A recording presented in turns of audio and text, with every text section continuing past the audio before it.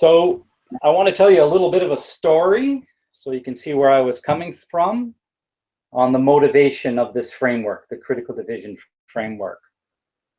That's the status of me in 2010.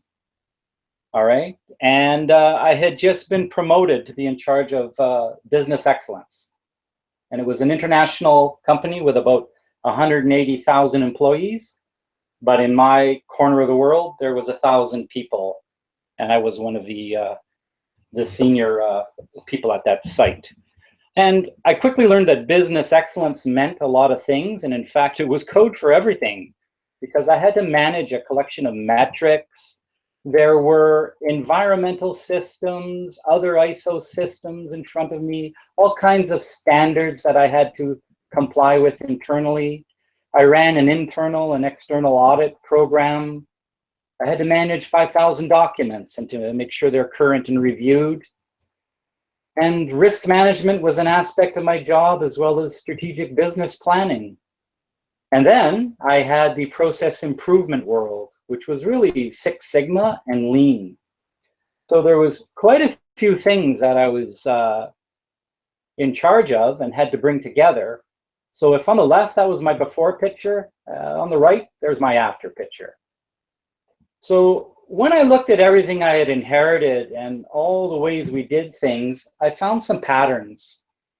So there was some various management systems. For example, ISO 14001 talks about managing environmental impact, and 31,000 is about risk. So there was these management systems that governed what I had to do and how I did things. But there was also a number of metrics. In fact, there was over 900. So we were tracking safety right down to the crew level of 4 or 5 people. So there was many, many metrics. And we had those two main process improvement methodologies. Six Sigma and Lean is certainly the more popular one today, which attacks waste.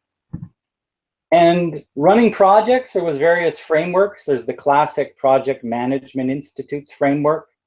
And if you're spending a lot of capital building up a new building or bringing in a new machine, all right, or expanding an operation, there was design for Six Sigma. All of these things started to come together into a consistent framework for me. And although I didn't call it something at the time, I've since named it critical division. And in there you see the ring from Lord of the Rings. It was kind of like one system to rule them all. So I'm going to start this detailed presentation by following one of Covey's steps that said, begin with the end in mind. So I'm going to let you know exactly where I'm going. And in the subsequent slides, I'm going to backfill from there. So really, I'm going to show you 12 guiding principles that if you follow them and implement them as a collection of processes, they become a formula for success to realize your vision. And whatever that vision is, it will vary from organization to organization. So there will be 12 principles. When I first designed this, it was a collection of processes. And I thought, well, not everybody has to do things the way I do it. So instead, I'm going to talk about a principle that is followed, and they're not prescriptive, meaning it doesn't dictate how you do it. All right. So you do have certainly some flexibility to bring it into your organization in a light manner or a rigorous manner. Okay, so that's the process piece. So I want to start talking a little bit about strategy and execution and make sure we have a common use of the terms and talk about some things that can get into the way. So we're all in the bottom left there, the red dot, you are here. And no doubt your organization has a vision statement that is outlining what you want to become in the future. And often that's far away in the future, and there's some kind of transformational change required to get there. It is a journey, and at times it's a long and winding road. And there's two aspects to this. One, you have to have an appropriate strategy. And two, you've got to pair that with the ability to successfully execute it, to get there and to get the results you want. Barriers will appear. And in fact, they can appear right at the beginning as you're trying to launch any transformational initiative. And here at PACE, we excel at change management. And this methodology is littered with tools and techniques to help you overcome resistance and implement change. So let's talk about some barriers for a moment. So there's a classic book by Cotter called Leading Change. You may have it or read it. And they talk about why organizations fail to achieve the results they want. Now, he didn't break it down into people and process, but I have. So these are some barriers that can pop up along your journey. Just allowing too much complacency. So that's a people behavior issue. All right. Not getting out of the gate. So establishing maybe a top-down powerful coalition to launch it. Really underestimating the power that a really good, compelling vision can create. And once you have that vision, you could fail to communicate it properly so that everyone understands it. All right. Just allowing obstacles to just stop you in your tracks and not having that emotional energy to overcome them. All right. And people love short-term wins. It just reinvigorates them to take on the next challenge. And if you don't create those wins, okay, you can get the wind out of your sails. Conversely, you can declare victory too soon. All right. You think you're there, well on your way in a cultural transformation, but it didn't quite ignite in your organization. And lastly, whatever change you introduce, it has to be burned into the DNA of your organization so that that's the way you do business. So further to this, a couple of fellows, Kaplan and Norton, in this book, talked about organizations, and the research from 1996 is still classic. It says only 10% of organizations actually can execute the strategy and get the results they want. They found a number of barriers to success. They summarized it as a vision barrier. So get that, 95% of the workforce doesn't understand the strategy. They're just not engaged. They don't get it. There could be a people barrier, and especially at the top, all right? There were incentives in place that rewarded the old way of doing things. So there wasn't a transition from the top. A management barrier, in this case, it's talking about, well, is strategy just a word that you talk once a year at the beginning of your business planning cycle? Or is it something you're constantly referencing, all right? And the majority of people don't spend much time on the strategy. Sources, you can think of it as money and people. They just don't do the necessary planning and allocation of resources to pull this off in terms of execution. So those barriers become a very good goaltender that just blocks you. So right away, I have a question for you that we're going to be sending out. So if you can interpret, okay, development of strategy as something different from the execution of the strategy, I'd really like to know where you find most challenges. So Joanna, if you can throw out a question to the audience.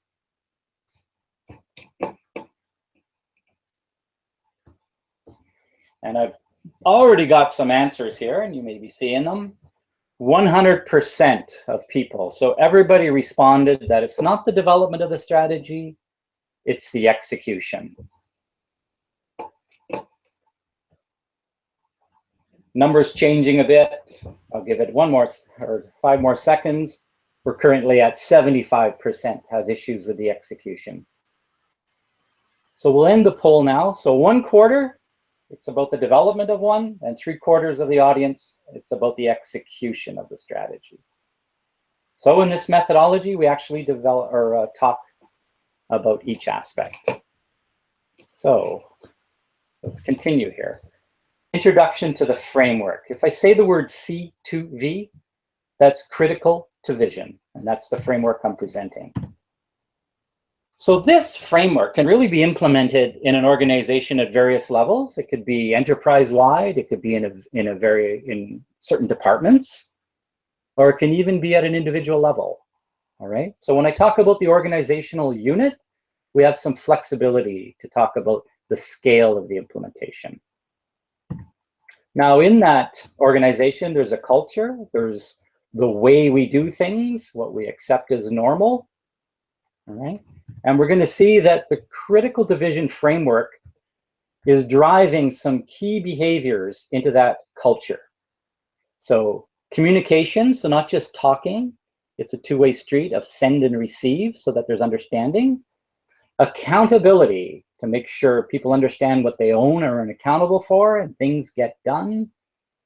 And lastly, probably one of the more important, visible leadership. So you not only talk, you walk the talk, and you're out there in the workplace demonstrating those values and behaviors.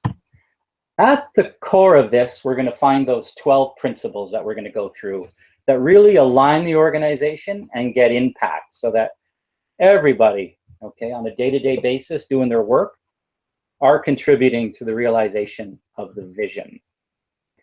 So these 12 principles, I'm just going to read them very quickly here as they appear, because on each of the next slides, we're going to talk about those principles. So we need to establish a compelling vision. We have to demystify it for people. We have to make success measurable. On the top left, finding some possibilities, possible projects. Challenge, then commit. It's figuring out which projects we're going to run. Thinking about projects as endeavors to improve your business processes. Structuring project teams to really increase the capability of your organization. So once we have the projects, we switch to execution. I call it move the ball, move the needle. You'll see what that one's all about. That's a good one. And of course, engaging everyone in the journey. So it's not just people involved in projects. The other ones that are about to appear here are about checking to make sure that results stick. So knowing the current score, sustaining the gains. And this one, look back to look ahead, is just annually improving your overall system so it gets better and better. So there are 12 principles, and we're going to talk a little bit about each one here. This is a cycle, all right, and there's natural groupings. I call principles 1 through 7 everything about the strategic planning. And in my word use, planning is not only coming up with a vision and objectives and metrics or performance measures, it's also identifying the projects and, quote, staffing them. That's what I call the planning. Doing is executing projects and engagement. Okay, a couple of things are considered check activities to make sure we're still on track. And lastly, the tail end of this cycle is just constant improvement. So you may have seen that plan, do, check, act, or plan, do, study, act cycle. It's very common in quality circles. It just divides up work into a cycle of activities. So let's talk about that 7 principles that constitute the planning. Principle 1, establishing a compelling vision. I would think that the majority, if not everyone by now, has a vision that is posted somewhere and communicated to workers. The challenge here in principle 1 is to create a compelling vision, all right, that states what you want to be as an organization quite a few years out. And ones that are done really well are said in a few sentences with no jargon. They're clear, they're memorable. They just make me want to get there. And above all, it's just shared vision with everyone in the organization. And of course, some external people, some key stakeholders. Above all, that vision can be the focal point of our efforts, all right? Because when it's stated properly, it forms a gap from where we are today to where we want to be. And that gap can be quite sizable. It may take you many, many, many years to get there, all right? Here's just a few examples, okay, of some vision statements. I'll read the one Google. It's pretty powerful. Organize all of the data in the world, so not just some, and make it accessible for everyone in a useful way. So that one statement guides everything that Google does. And Google has since been renamed Alphabet as a company. So really from A to Z. After we have that vision, all right, we have to demystify it so everybody understands a bit more about it and what we must work on to realize that vision. So we have to translate it. So instead of the vision being something that's 5 to 10 or more years out there, we've got to create some near-term or shorter-term objectives, things that we might accomplish this year or in the coming 1 or 2 years. So we have the vision statement, and we want to back it up with some objectives that really bring that vision into focus. A key aspect of strategic planning. And the model here is one of cause and effect, that if we achieve the objectives, we will be one step closer to the attainment of the vision. So we must choose those objectives so that they are aligned. When we get the objectives, we get the vision. So a lot of people have these, all right? Here's Dumas, all right? Here's the Northeast Lynn, and here's Timmins District Hospital. I'm not so much getting you to read those words. What I want you to get out of that slide with its very small font is that people have a vision. And sometimes they break it up into priorities or strategic themes. But the goal next is to fill in those little blue boxes that are hanging under the vision, those near-term objectives, all right? So here's some examples of some objectives. Improve ISIT services, all right, growing capabilities, improving the budget process, better integration. Now the challenge here is to make sure we understand what these objectives actually are. So we'd like to make these very specific, measurable, attainable, relevant, time-based. This is what we're going to get in principle number 3, making sure that these objectives are clear. So for example, improving IS or IT services, are we fixing the cost? Are we increasing the uptime of certain servers or applications? Are we just getting better customer service, decreasing the length of time that calls are in a help desk? Well, let's be a little clearer and state what they are and make it measurable. So it could be decrease the wait time of calls by 50%. That's a great objective. So really, between principle number 2 and the next one that makes it measurable, there's probably a little back and forth here, all right? So that you reword your objectives so that they are quite clear, specific, all right? And we know when we get there. So improve ISIT services might be increase the availability of key applications to 100%. That's a very specific objective, all right? And we do want to make sure they're clear because you will be working at these, whether they're projects or just day-to-day efforts. So you'll want to know when you've actually, quote, improved the service. You don't want to declare victory too soon. If you're already there and it's improved and met its objective, you want to move on. So I call that don't polish a shiny stone. It's good enough. The battle's elsewhere. So in principle number 2, we're trying to clarify the objectives so everybody understands the words. Now, objective or principle we talked upon, it's all about the measurement aspect of it, all right? And you'll often hear about performance metrics or KPIs as being leading or lagging. So let me show you a picture here. So a common objective for workplaces is to create a zero harm workplace. Nobody gets injured at all right? There are lagging metrics that we can put on this that talk about our overall performance, right?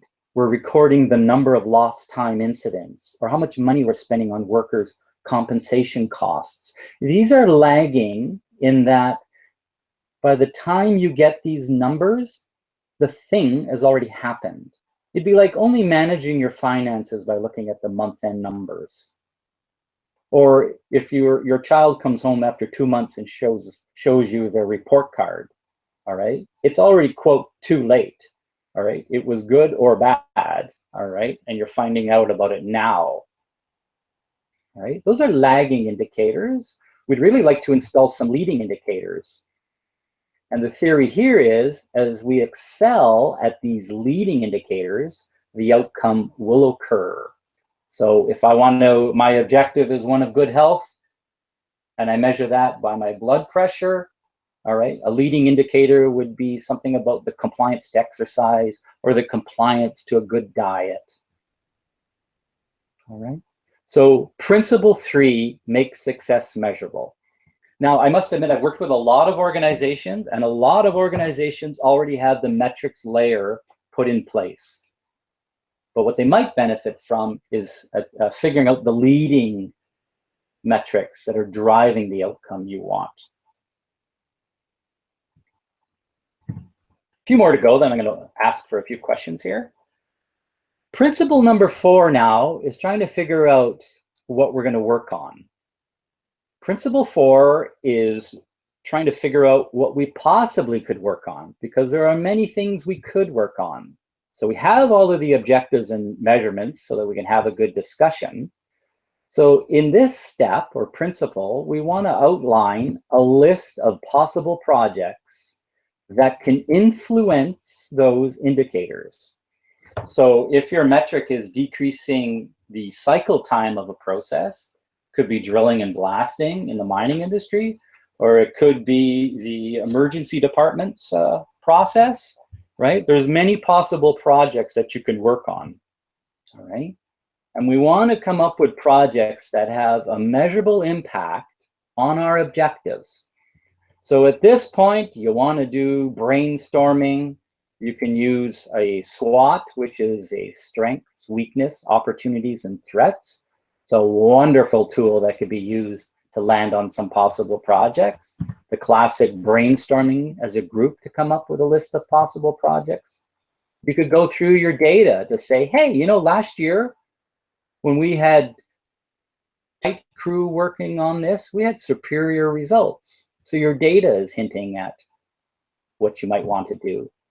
And lastly, it's often the case that other people in other organizations have solved this. They have reached that objective. So if you can network with them or benchmark things with them, all right, you can leverage their work. But principle 4 is all about figuring out possible projects. So the natural question will be, well, which ones do I work on? And that leads us to principle number 5. Challenge then commit is about going through that list of possible projects and selecting some.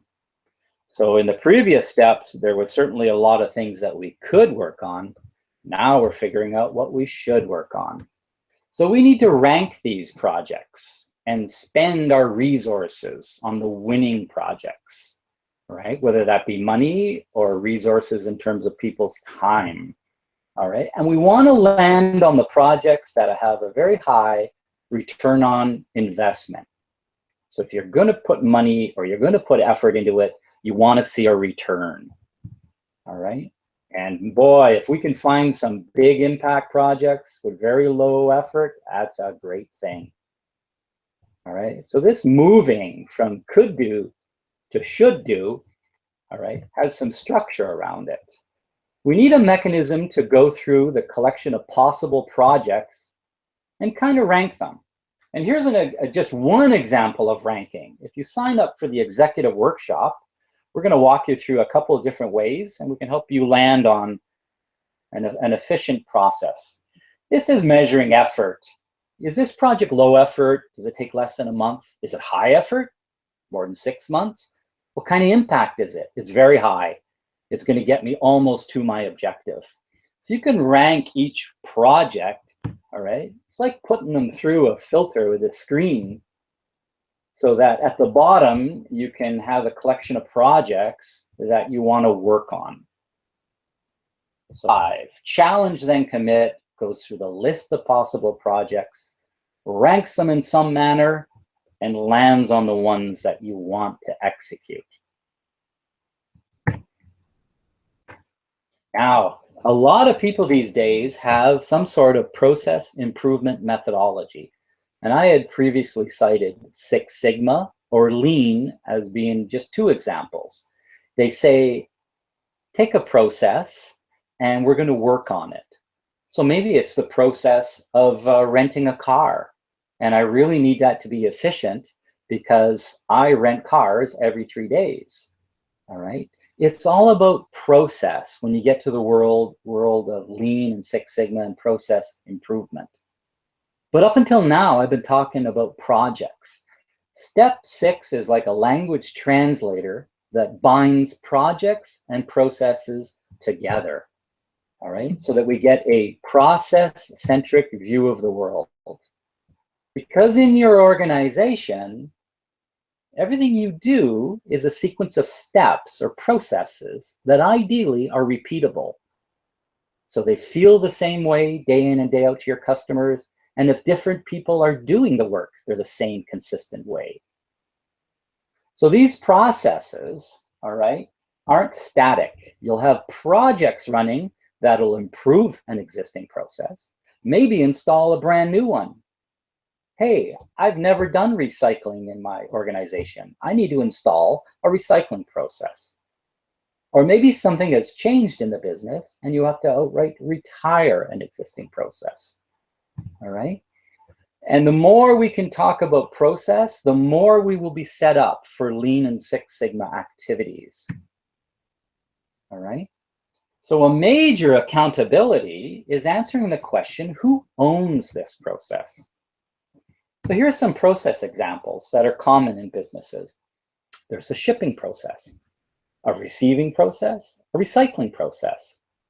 In hospitals, there's a triage process. In mining, there's a drilling process. I'd like to know who owns that, because any project that we work upon is going to really affect that person, that process owner, as we call it. So really, this step 6 is about aligning projects and processes so that after the project is done, the process owner has a new, improved process that they can carry on with until the next round of improvement. So a nice way to bind these 2 worlds together is to name the projects so that they talk about the underlying process. So maybe I want to improve the effectiveness of the recycling process. I've got a verb in there. I know I'm working on its effectiveness, and I've talked about a process. So step 6 is vitally important that we bridge the world of projects with the world of your processes. And on the top of the slide, I talk about the organization's process register. There is tremendous value in decomposing your organization into a collection of processes. So we're almost there. We've got another question coming your way. One more principle, and we're done on the, quote, strategic planning side of the methodology. 7 is all about staffing the project, all right, assigning project leader and team members. Principle 7 says, structure the teams to build capability. Think of your projects as a classroom. So for example, you can build some skills.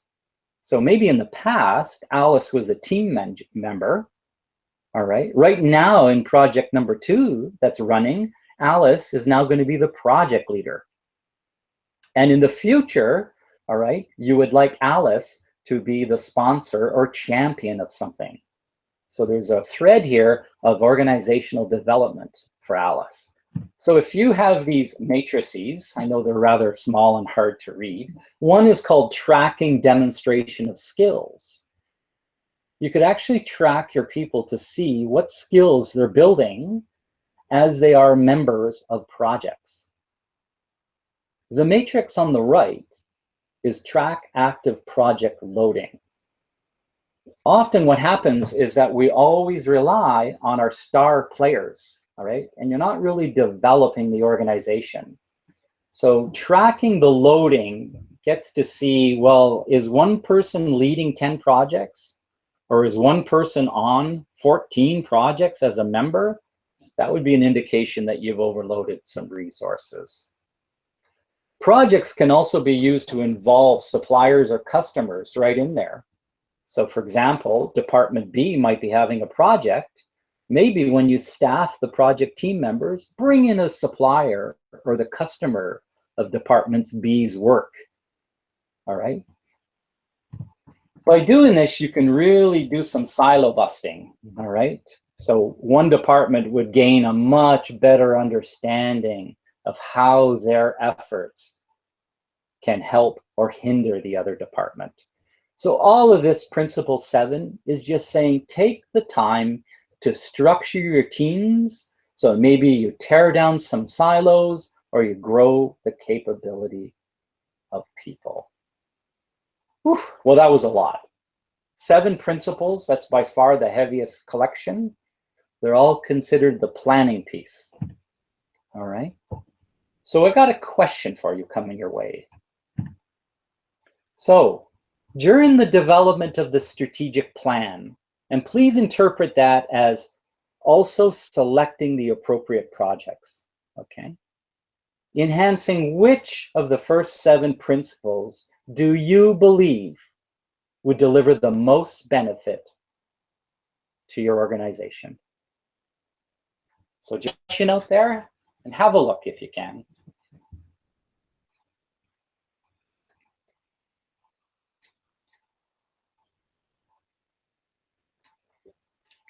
Just waiting for some numbers to come in.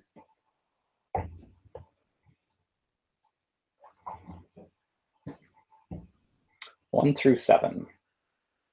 Now, I don't see any votes yet. Let me just do a little refresh here.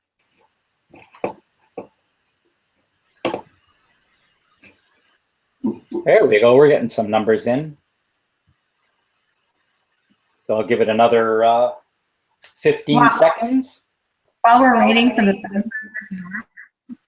I just thought it was your line of Lord of the Rings, one system to rule them all was quite interesting. I'm not a huge fan. All right, I tried to read that book once, but I gave up. I just bought the DVD.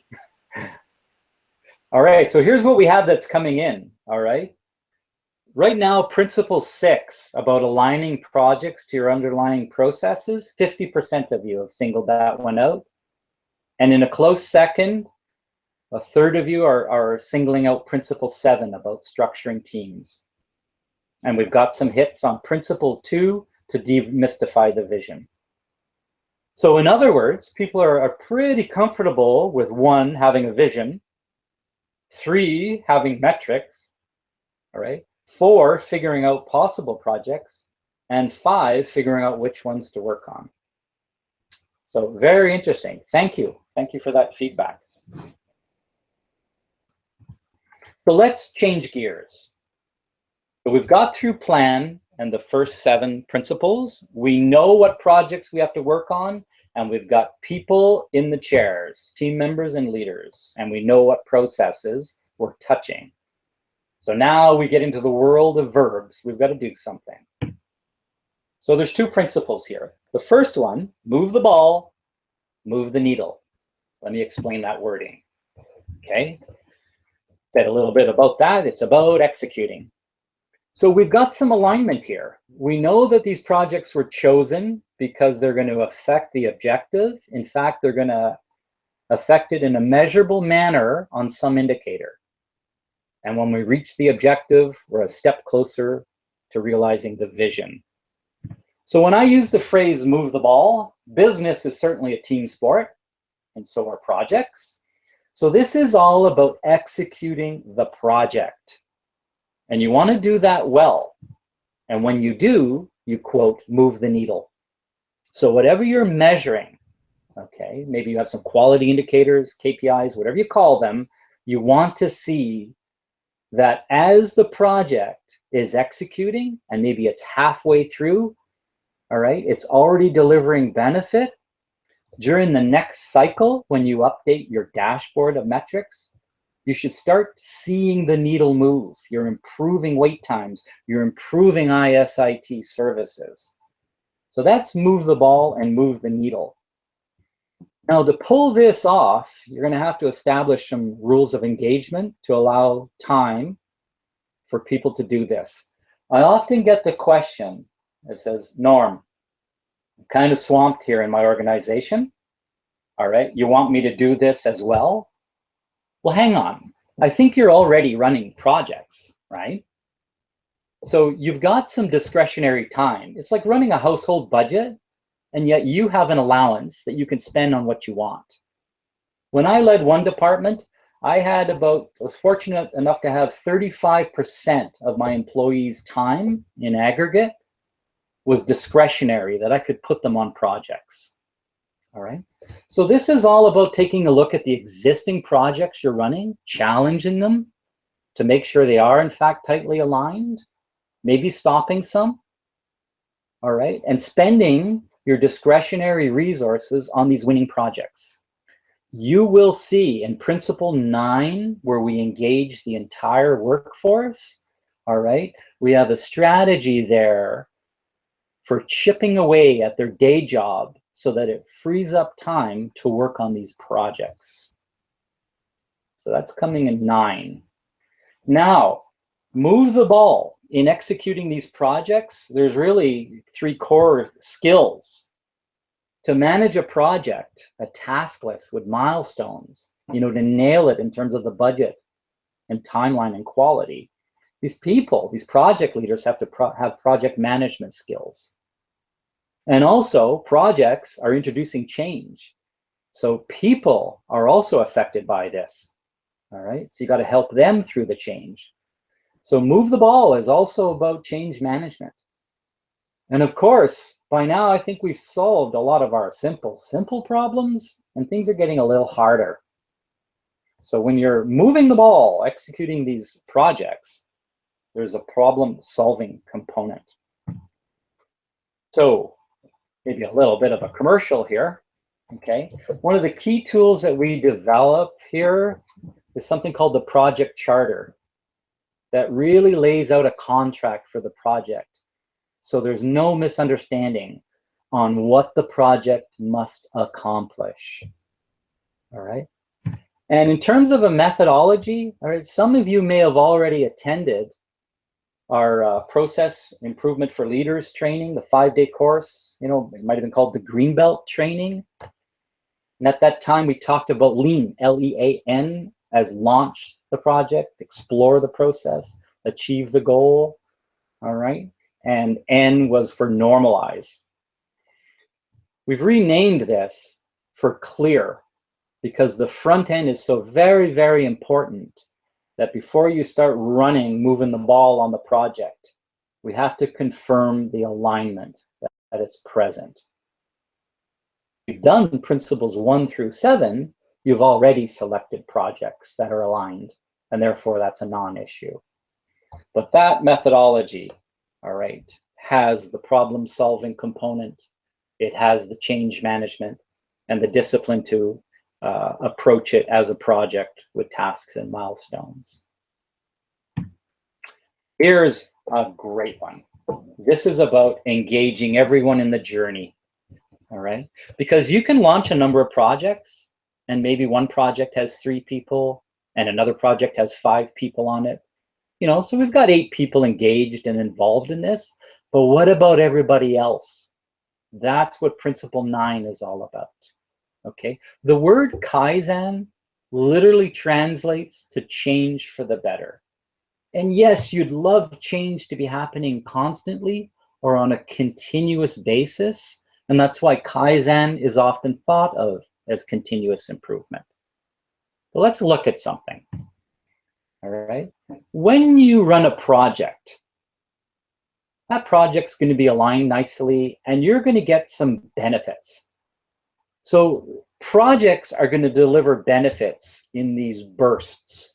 You're not going to be running 80 projects at one time. In fact, you're going to have to introduce change into your organization at a pace that the organization can absorb. You don't want to create chaos. So there will only be so many projects that you run during the year, and therefore benefits come in as those projects are worked upon and completed. What you'd like is to have everybody else in the workforce banging away at this and delivering small little improvements every week, or ideally every day. All right, that's getting closer to that continuous improvement.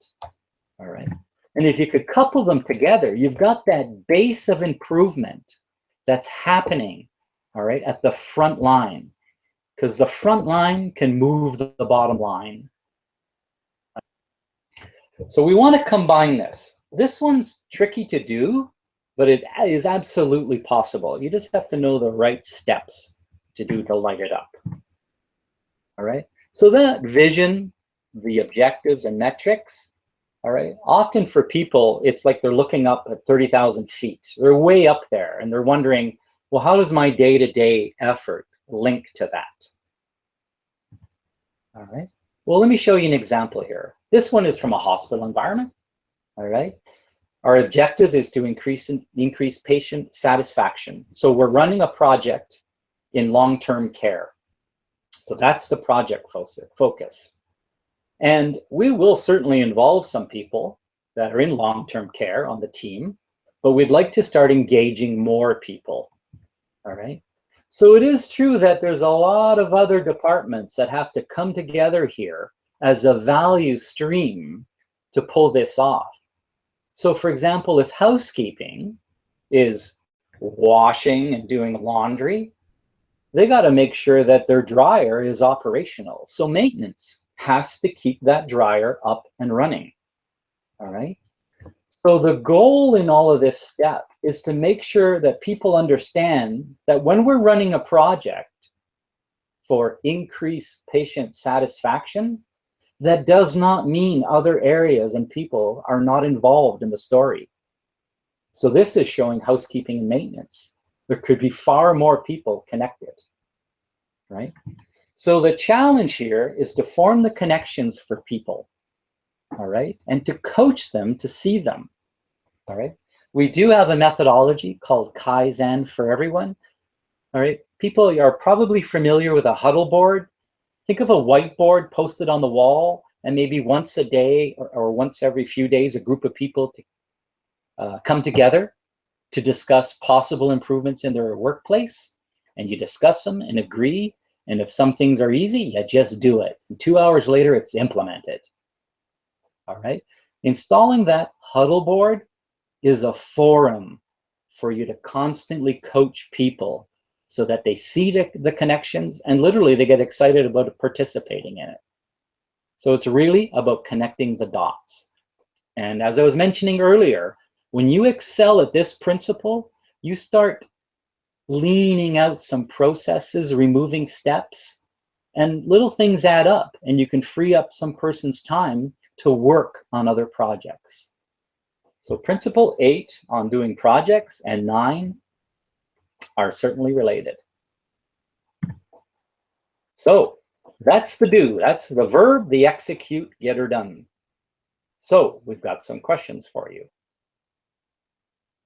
First question. We have the discipline to complete projects on time, on budget, and they deliver the expected benefits. Do you strongly agree or all the way to strongly disagree? Tell me what you think.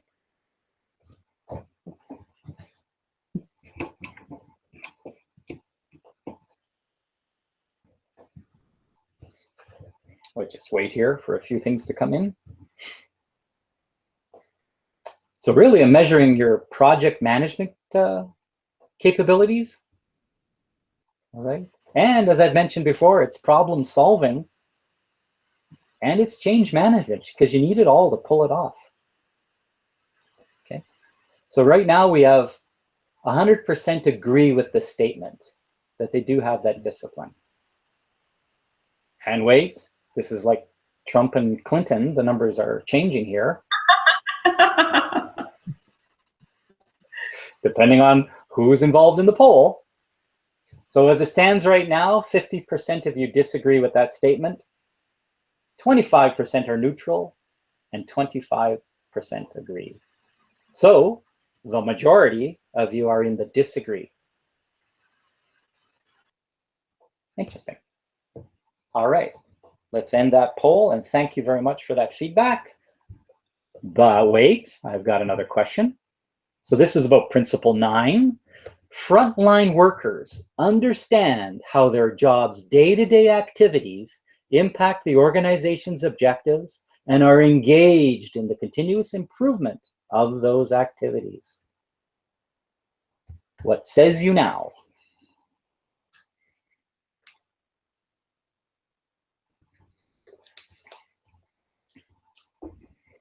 Everybody reading that over and contemplating that? Let's see what our scores say. Right now, 100% disagree.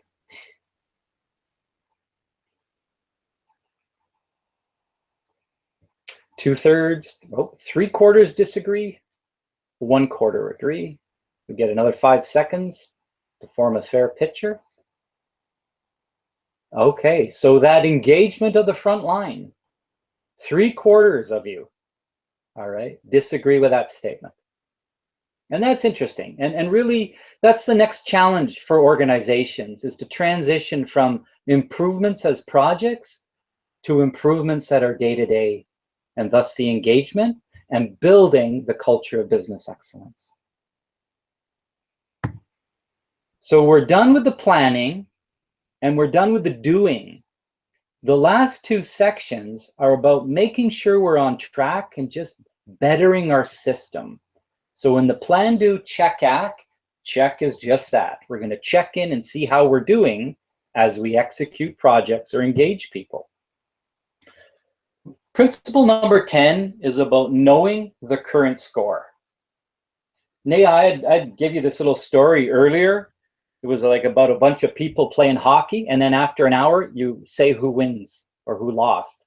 And people will complain. They said, holy cow, I would have played better if you told me you were keeping score. All right. So principle 10 is about knowing the current score. So there's 2 reviews here. There's a portfolio review, which is really about projects and improvement actions, and a dashboard review, which is about looking for at the metrics.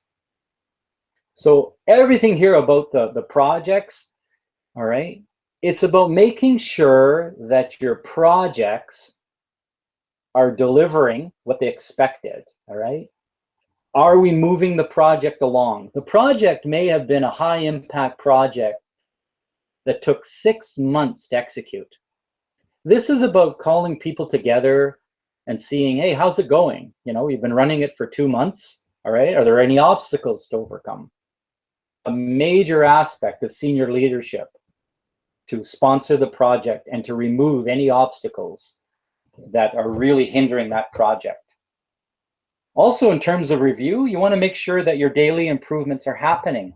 So if you install that Kaizen for everyone or huddle board concept, is everybody engaged? Do you see ideas coming in regularly from a bunch of people, not just one person? All right. And are changes actually being made? All right. I worked with one hospital that monthly they track all of this to see exactly where change is happening in their organization. All right.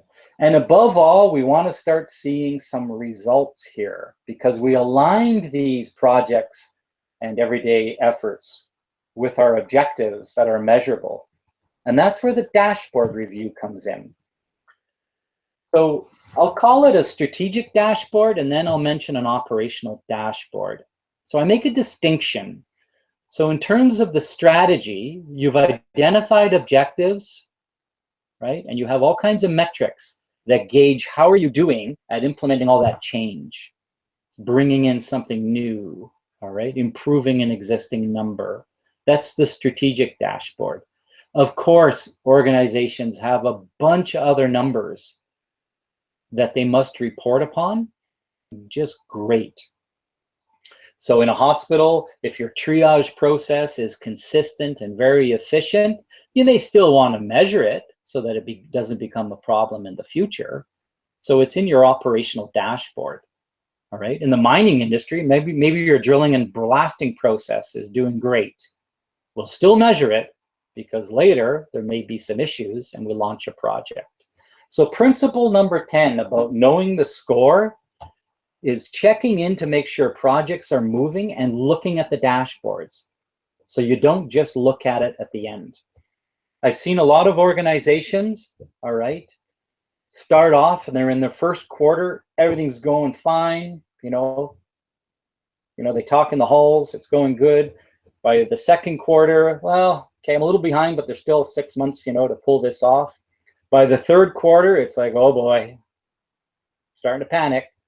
And in the fourth quarter, it's like, OMG, and I got to do something fast. All right. If something is going off the rails, you want to know about it sooner than later. So principle 10, know the score. Don't go bowling with a curtain in front of the pins. Principle 11 is about sustaining the gains. You've made some changes and you'd like them to be sustainable day in and day out. So often it's about maintaining compliance to new work methods. So people have been trained to do things a new way, and you want to ensure that that new method sticks. All right. I see often in organizations when something isn't going well, they think, well, I've got to do something more. I've got to launch a new project. I got to do something. I got to buy software. Well, hold on.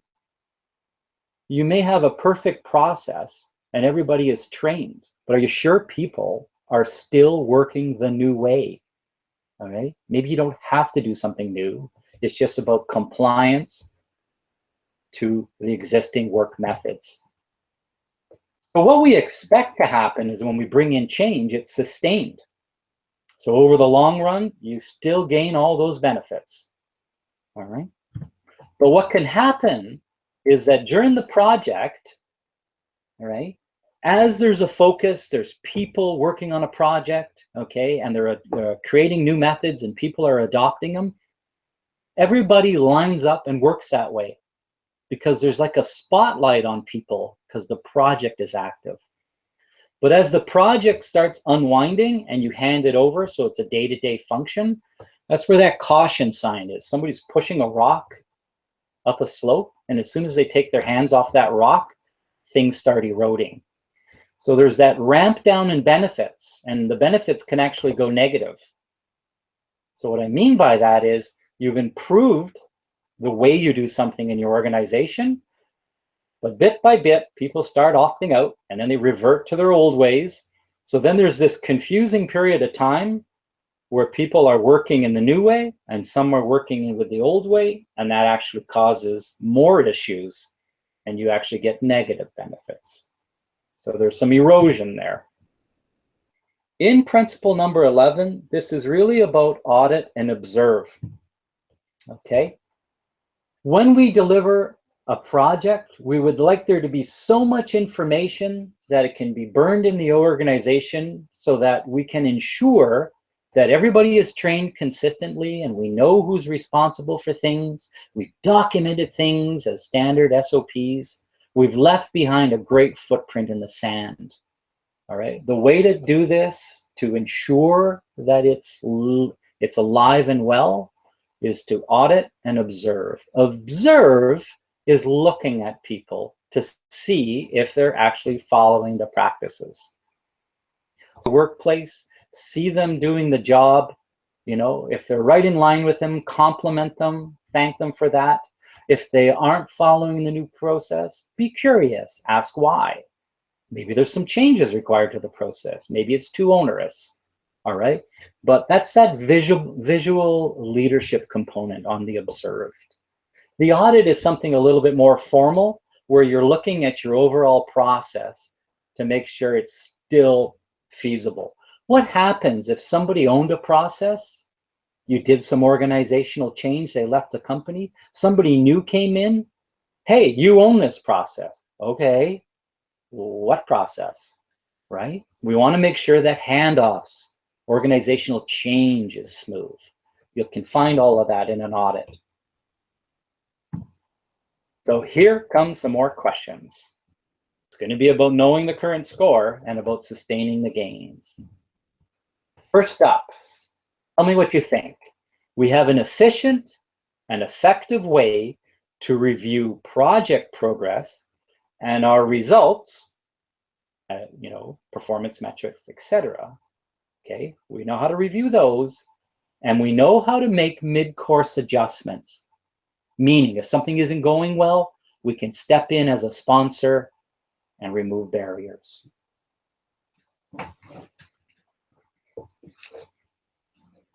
Wow, we've got a good audience here. You're getting a lot faster on those buttons. So far, 100% of the people disagree. So you don't have that efficient or effective check process.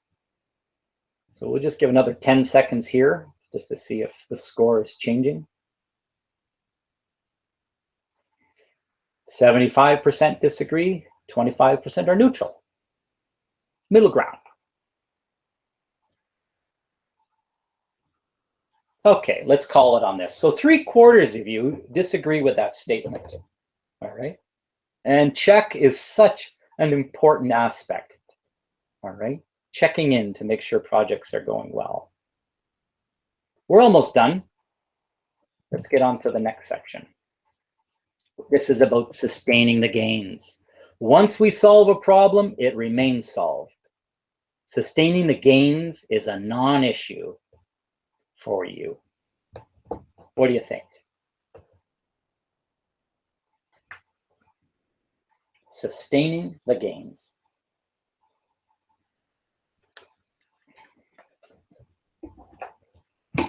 Is that question getting pushed out there? Let's see.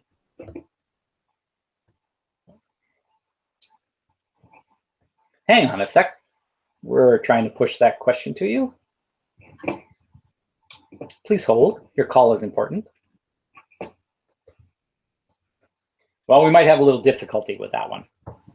Sustaining the gains. Is that the one we have efficient way to review project process or efficient way?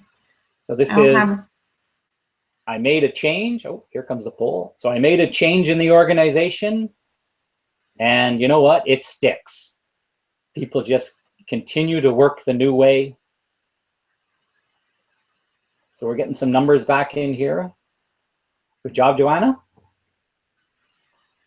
Now this one's interesting. So we got a third, and a third here on disagree, neutral, and agree. Okay, 50% disagree now, no? Yeah, keeps changing. I'll give you 5 more seconds there.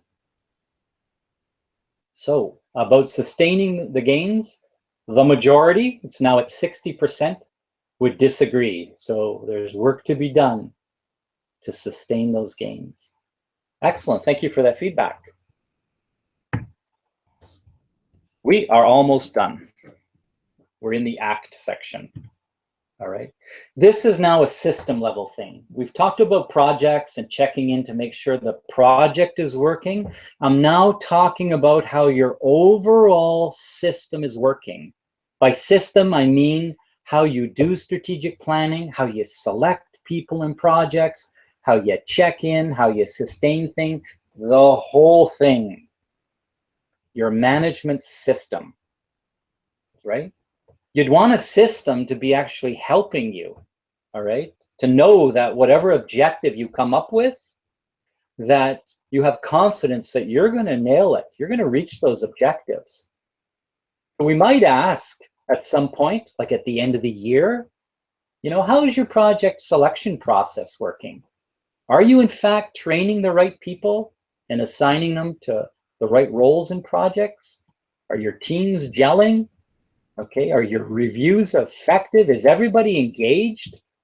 Okay, and are your results sustainable? If not, why not? So this is a look at the entire system to make sure it's working for you. So if you start lighting up these principles in your organization, through the year, you should reflect on them, because maybe you want to implement some of these principles a little differently. Okay, so we're really at the rollover of the clock here.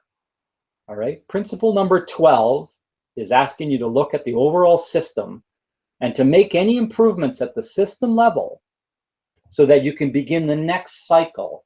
Principle 1 about tweaking the vision statement if required and setting new objectives. So this is really called the management system review. It's a very, very common word in the ISO world. There's a lot of inputs that go into this meeting. It's all the data I was talking about. Like maybe 80% of your objectives were met. Wow, that's good to know. All right. But maybe the audits and observations are showing 50% of the people are still following old practices. It's telling you something. So this last principle is a system-wide look to help you make changes at that system level. And that is principle 12. Look back at the year and the results, tweak things, so at the start of the next year, okay, you've got an even better system. So one more question for you. Do you have an efficient and effective method to review your overall management system and make the necessary changes for the next round? Questions out there? Let's see what they say.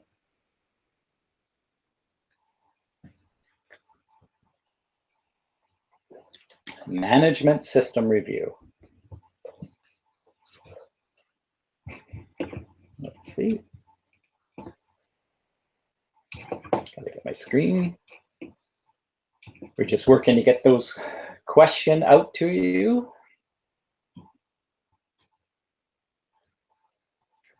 A lot of organizations don't call it, of course, a management system. You'd be looking at your system throughout the year. Like if every month you have a large management team meeting, you might be looking at things and tweaking things on the run. This is just an event where you focus solely on the overall system. Okay. Well, Joanna, I don't see some of the results on that one, so I might just move on. Sorry about that, people. Neha, I don't think you're seeing the results, or, oh, please hold. Perhaps a little bit of a lag. So you should have the question out there posed in front of you. So do you have that management system review?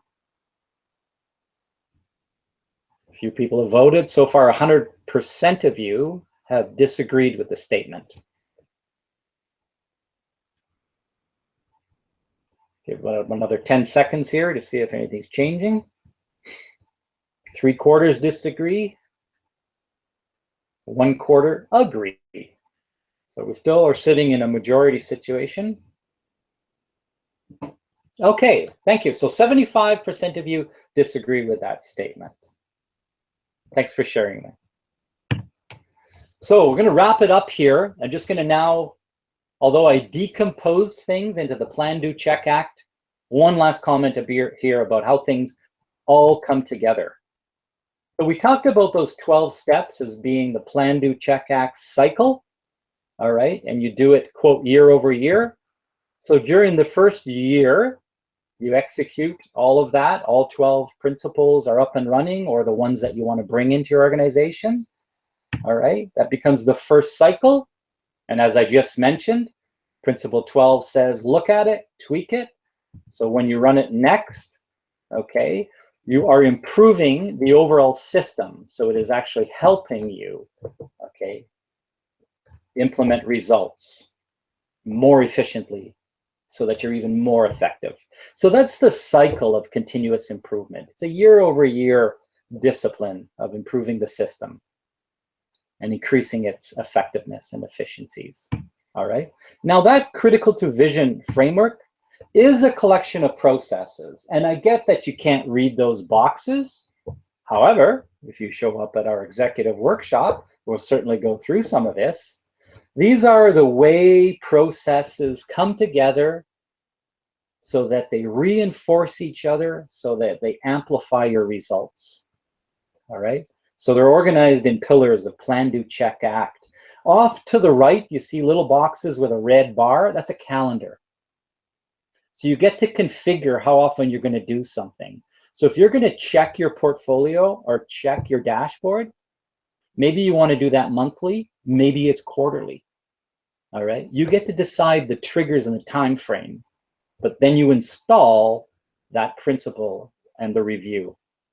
So there are a collection of processes. It's not just principles like motherhood statements, like eat your vegetables. Okay, we're actually showing you how to pick the vegetables and chew them. Ultimately, what this is giving you, if I start in the middle, you want to have a good collection or a portfolio of projects that are moving along, that use the right amount of rigor. So reach for the right tools for the right problem. If it's a just do it, just do it. If it's a big change to people, take the time to get the change right, because you want these results to be sustainable. So if you want that pillar of blue in the middle, on the left, it says you want the right business strategy, you want the right project selections, you want the right people selections, and you know what? You want to pair them to get the right person leading the right project. So all of that feeds the funnel, and it's supported by the things on the right. You want methodologies like Lean or Six Sigma or whatever business improvement tools you use. You want to have the right tools coupled with the right methodology, supported by training and coaching, and to have the right reviews. All of that layered on your project portfolio gets you there. And of course, you got to confirm things, observe people, and audit processes. That's the big picture that those principles are striving to deliver. So in conclusion, and we will be opening this up for some question and answers. All right, back to where we started. So I've introduced 12 guiding principles, all right, that come together as a collection of processes that help you realize your vision in an efficient and effective manner. And we talked about that badge. I've seen all the astronauts, NASA, they have these flight badges on their flight suits. That'd be a great badge for me to be wearing. All right, it talks about burning in some critical behaviors into the culture. All right, visible leadership I've talked about, especially during the observe. All right, supported by the principles and supported by an architecture of processes. That's what we get into in the executive workshop. All right, so a common question I get at this point is, where do I begin? Okay, well, you know what? You begin at the beginning. But the thing is, everybody's beginning could be something different. All right, so those 12 principles you will translate into processes. You may already, all right, have a number of these principles up and running. So the challenge is to figure out, well, which one should I go after next and in what order? All right, so when you're implementing these things, we've got to choose which ones will give us that return on investment. All right, so that is the subject of this slide. So come to the workshop and we'll give you a survey, 12 principles, 5 questions per principle, 60 questions that you answer, and it allows us to form a picture of your organization in terms of a capability maturity model that could be presented as one of those spider graphs that hints at what areas you excel at and what areas could use some work. All right, because you want to identify the next area to work on that gives you the best bang for the buck. All right, so that survey goes a long way to figuring out where to spend your improvement efforts at a system, organization-wide level so that you get a good impact. All right, so that is a tool that helps us, all right, figure that out. So for example, a lot of people have visions and objectives and measures, but maybe the next battle for them is to work on project selection. For others, it might be, I want to light up and engage the organization with principle 9, one in the journey. All right. So Neha, So we do have something here, upcoming dates.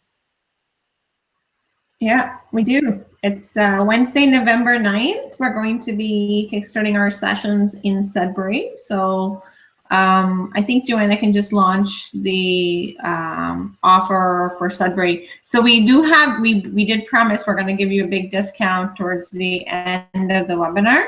And we are giving you $150 off the one-day leadership webinar, and that's a huge percentage off. I think it's about 20% at least, if not a little bit more. But that's a 20% discount on the critical division for Sudbury. So Joanna just has the register for Sudbury link up, and in about 20 seconds she'll flash the register for Toronto link. How the links work is they're valid till Friday end of day. So because you attended the live webinar, you get the link, and you have until Friday end of day to register with this code. And if you're able to register with the code, you'll get the $150 off your registration. So that's basically that's at. And it's just a one-day session. We're not going to be covering everything in depth as much as, but we will go in as much as we can, and you will be able to do an assessment on your organization. Even if you are a small organization, you'll be able to do it. So actually, Norm, I'll just take, while people are asking questions, I'll just take a, and we will send you a link also when we actually send you the replay video. We'll send you a link in your email as well. I have a question for you, Norm, because I sort of do this before. So Joanna, we just had a request that the Sudbury link needs to go back up. So somebody's asking for that. What I really like the critical division and the principles is how you sort of talked about your personal vision and breaking them down into objectives. Could you do a little rundown of that, Norm? Because that was my own personal objective. Yes, right. Yeah. So you can totally tell that this isn't scripted. And Neha's wonderful. She just throws things, right? So I put a vision. All right. It was a life filled with good health and good times. All right, a life filled with good health and good times. All right, and I made sure it was a shared vision. My wife Paula and I agreed for the words, especially because they were largely her words. All right, so when you go data mining or word mining, you can pull out, a life. So that's hopefully a nice long journey. All right, now good health. All right, I have to make that objective quantifiable. What do I mean by good health? All right, well, for me, it was about fitness so that I could largely do anything I wanted at a drop of a hat. So I broke that out in, I wanted to be able to run a 5K on like a day's notice. All right, I wanted to be able to do some Olympic weightlifting, which Joanna's my buddy on that one. All right, so I had broken it down and I set objectives for it. So I wanted to be able to run a 5K in less than 30 minutes. All right, I then said, well, there's some leading objectives here. I know that I have to be good at getting a good night's sleep. I have to have a good diet. I have to have a regular exercise schedule. So I installed a plan and I measure my compliance to that. So I've used this framework, all right, to help me manage my vision, all right, because I don't want to get back to it at the end of my life and go, well, you know what? I did spend a lot of time in meetings. That's one good thing. So I want to implement my personal vision. Thanks, Norm. So there you go, Neha. So one question here is, you mentioned something about a huddle board. What is that? Okay, so what I can do here, I'm just going to stop sharing my PowerPoint so that I might talk to you in person so you can see who's been behind that microphone. Yes. There we go. Hello, Norm Adrian. loves his whiteboard. That's why he's hanging on to his whiteboard right now. I do have a whiteboard. And you know what? So the question was about huddle board. So two things. So it is a board. It's something, quote, posted in the workplace. And it is often a whiteboard. All right. And huddle is the concept of people coming together. So for example, a group of people, they don't always have to be from one department. Maybe you're bringing together 2 or 3 departments at a time. And you say, we're going to get together every morning at 9 a.m. Or maybe it's we're going to get together 3 times a week. But you set a schedule on when people come there. All right. And the huddle board is partitioned so that pieces of paper get filled out. So if I have an idea on how to reduce waste, I might say, you know what, we can recycle this. We don't have to keep buying them and just throwing them away. But the point is that people come to that morning meeting with an idea. All right. And there is a box often where they queue up a bunch of ideas, a stack of them. And somebody leads the huddle board, and people take turns doing this, and they grab one of those ideas and they talk about it. And if it's a simple one, like a just do it, it's something we can do in 2 hours, it's not going to affect other departments, you agree to do it and you make change happening. And next day you'll talk about it was done. All right, this is now the new way we work. All right, so a huddle board is getting people together on a regular basis to bring forward ideas, have groups discussions about them, and make change. And that's what lights up that engage everyone in the journey. So anything else to add, Neha? You've seen some huddle boards? Yes, we've seen and we've implemented several huddle boards. I was actually thinking, Norm, we should do a webinar on huddle boards and the art of designing huddle boards. I think that giving people a context of what huddle boards mean. So Joanna, just add that to our webinar list coming up in the future for sure. All right. The other question we have, Norm, is what are some of the most successful ways you've been able to engage people in the change process? In the change process, yeah. So change really requires some architecture or planning here. It's not something that should be done just on the fly. All right. It is a project, change management. So you've got to be able to create a compelling vision of the change, how the organization is going to be different in the future. All right, it should be painting a rather interesting, compelling picture that excites people. So often to pull that off, you have to translate it into what's in it for me. Okay, how do you change an organization? You change people. Mm-hmm. And it's often one person at a time. So you have to be able to talk to a person and say, you know, because we're going to do this, here's what's in it for you. It will turn out to be less work. So you're not going to be running around. Wouldn't it be nice that the other department can bring their part of the work to you and it's done perfectly so you don't have to recheck and send it back? Mm-hmm. So in very successful change management initiatives, it's had that ability to make the change personal so that people can buy into it. And some people are gung-ho and some people will resist, but there's a vast majority of the people that are, you know, they're willing to give it a try. So it's about demonstrating now that the change did occur and that you are experiencing those benefits. So those have been the attributes of some very successful changes. I'm actually going to, there's a couple more questions, but I'm just going to call it right now because it's 2:59 and we promised it would be an hour and a half. So we'll stick to our time frame and we will respond to your questions later. This webinar is available as a replay and a video, you know, as soon as we're done. Joanna will send out the link with the invites for the discounts as well for those that have registered for the webinar. So thank you, Norm, for sharing us, and thank you everybody for attending. It's you know, it's everyone is really busy and you have to take time out of your day. So Thank you everyone for attending, and thanks Joanna for keeping us going and on track and on time. All righty. Take care, everybody. Thank you. Have a great day. Yeah, have a great day.